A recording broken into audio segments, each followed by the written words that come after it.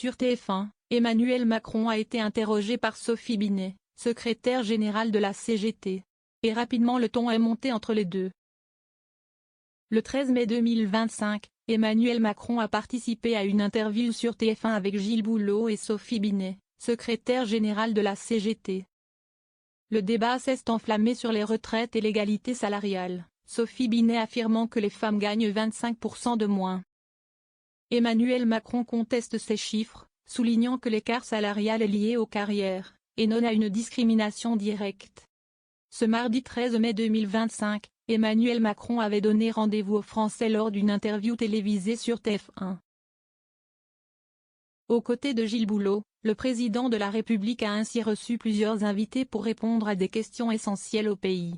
Parmi les personnalités présentes sur le plateau, il y avait Sophie Binet, secrétaire générale de la CGT. Et rapidement, entre les deux, le ton est monté. Notamment au sujet des retraites mais aussi des licenciements. J'ai plein d'autres propositions de financement, l'égalité salariale entre les femmes et les hommes, si un jour.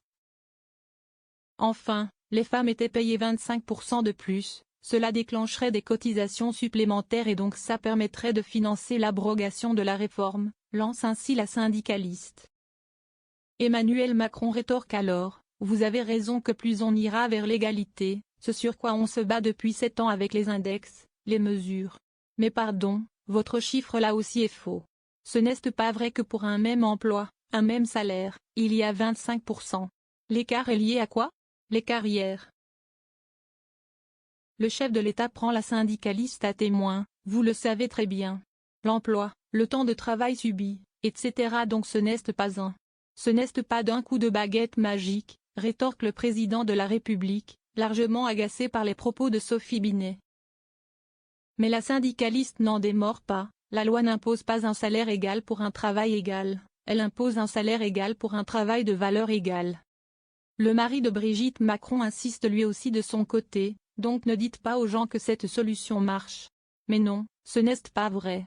Mais ce n'est pas vrai qu'il y a aujourd'hui un écart au niveau de même salaire et responsabilité de 25%.